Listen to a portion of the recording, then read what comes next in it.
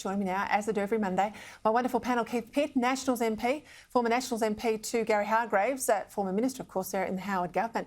Gary, put your old minister hat on, immigration. Let's get into this news over the weekend. The government's going to make it easy for a whole lot of New Zealanders to become Australians, 400,000 of them. They'll automatically become Australians if they apply. They won't have to have the permanent residency route that everybody else has to have. Maybe it's all tied in to do with Anzac Day tomorrow, but what do you make of it? Well, Peter, of course, the problem is because of the way some of those people came to Australia, they wouldn't qualify for permanent residency. So, OK, they're going to rewrite the Citizenship Act and make it possible for them to jump over that. They've got to still pass the character and criminal checks. They've still got to pay the fee, and some or all of that might be just too much of a leap for them. So I don't think the 400,000 are going to automatically become Australians on the 1st of July. They are going to have to cough up with the money.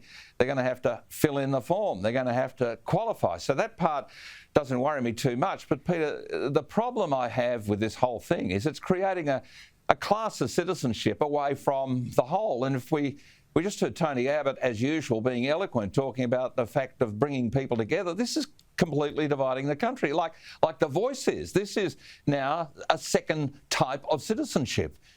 Peter, there's also a bigger constituency of people in this country who've been here for a hell of a long time, who've been paying taxes and came here with a lot of money because they couldn't have got here on the retirement visa that they qualified for, many of them out of the UK, and they are not given a pathway to citizenship, even though they might have been here for 10, 15 or 20 years. So I think this is a stunt. I hate stunts, and I think the consequences and costs and the realities are going to come back to bite us. But anyway, they're here over the ditch. I guess they can be part of the Australian family even more than they already are, but I think this is too tricky by half, and the Prime Minister hasn't looked at the detail. How unusual for this bloke. How unusual.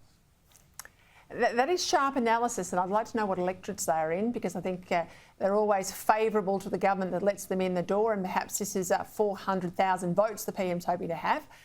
Let's go to this issue of gas market intervention, Keith Pitt. I was just talking to the Japanese ambassador. He said sovereign risk now is a real issue for Australia.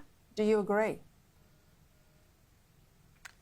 Peter, we worked incredibly hard in government, particularly through COVID, to make sure this never happened.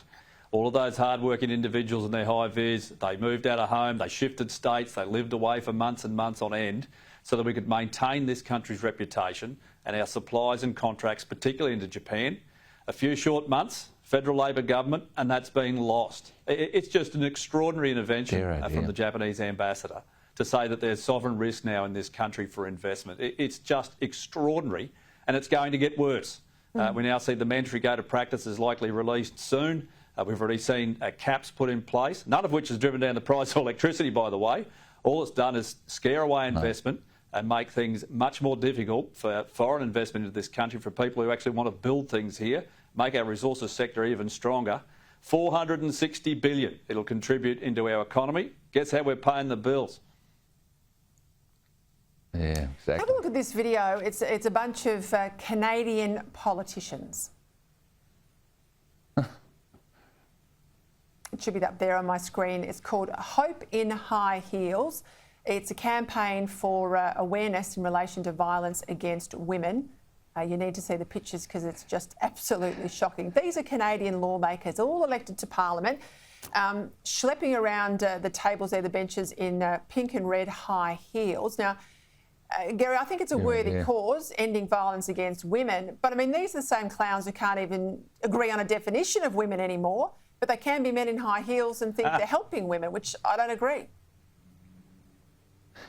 And Peter, the poor old hapless New Zealand Prime Minister doesn't know either, so, you know, take that across the ditch. But look, this whole wokeism thing has just gone too silly for words. I agree. Violence against women actually ends with blokes.